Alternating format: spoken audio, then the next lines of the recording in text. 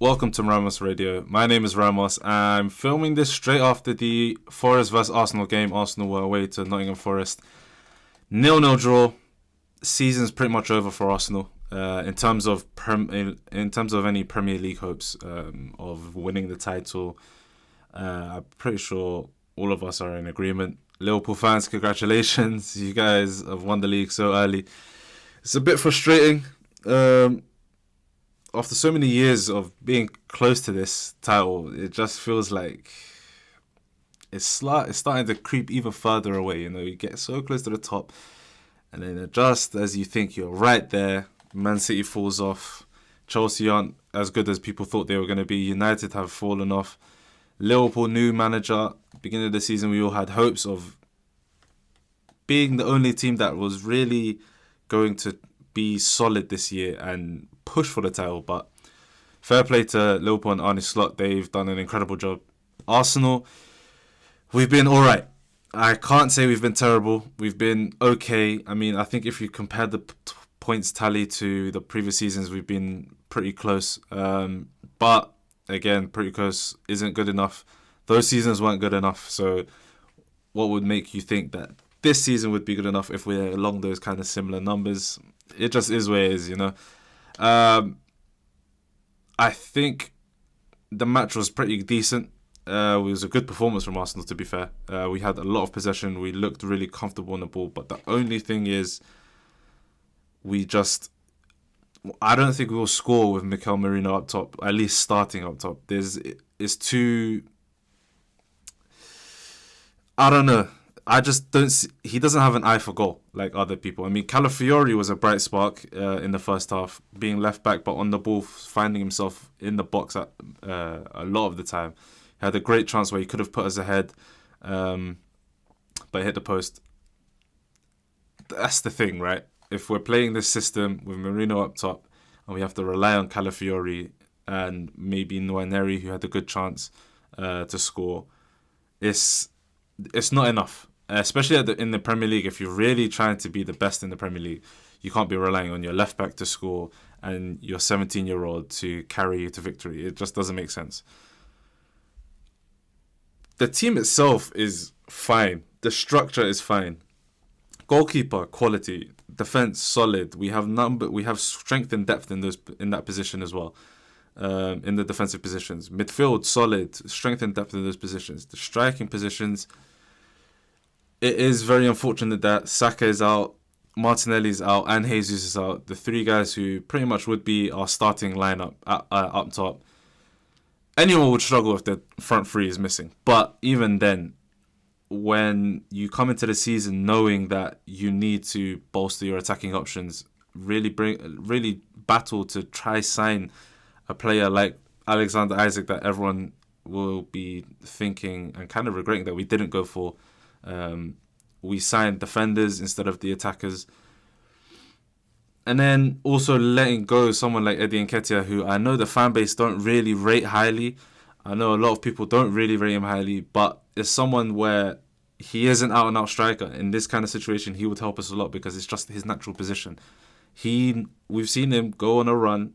If he has consistent games, he will score goals for you. It was a bad decision to let him go and not bring someone in. Kai Havertz also going down. It was terrible for us. Now that I'm naming them, we do have quite a few attackers, but even then, I still think we needed something a little bit more. We need something a little bit more to really push us on. We can't rely on the attackers that we had last season. That did great, they are good players, but it's just not enough, and we're seeing it now, I don't think we've got anything left for the Premier League in terms of a title charge. I think it's now more or less about just securing the second position. I think we'll be pretty okay at it. I mean, Forest are the team chasing us. They are 6 points below us. City are starting to be on a little bit of a run. I think they beat Spurs this evening. So we just need to focus on ourselves, keep that second spot, make sure we get into the Champions League next season. Speaking about Champions League, that's our only chance for a trophy this year. Do I think we're going to get it? No. We're not going to be able to really, like I said, if we play this system, we're not going to be able to score free-flowing. We're not going to be able to play free-flowing football. We're not really going to be able to score a lot of goals. We might score a goal here and there. We've got the set pieces. Even the set pieces have dried up recently as well. So it's tough to even think that we'll have any success there. But, think positively, be optimistic. But yeah, I think we've pretty much hit the point of the season where we know what I think we've come to the conclusion of the season already. I know it's 27 games played. We still have 11 games left of the Premier League season. We still have the last 16 of the Champions League and potentially whatever else is left. But I think you can comfortably say, as an Arsenal fan or even a football fan looking at Arsenal's situation, we're pretty much right there at the end. It's pretty much the end of our season anyway. We kind of know what we have. We know what we need to build on. I think now is just figuring out what's our strengths, what's our weaknesses, highlighting them, and really making a plan now for the summer, for recruitment, for tactical changes, maybe have a few different looks. I personally wanted to see the young striker that was on the bench today play for us. Let me just try to bring up his name. I think is it Butler? I don't want to butcher his name. Nathan Butler Oyadeji. He's a striker. I know he's an actual striker. He's 22 as well, so he's not really, really young, but he has spent a lot of time with the youth team. I just think to myself, he's probably looking at this situation and hoping that he'll get his chance. I think he will with the remainder of the Premier League games. I don't. It's just the Mikel Merino experiment. We've got the answer now. I think it might work as a surprise package, like if he comes off the bench or something like that.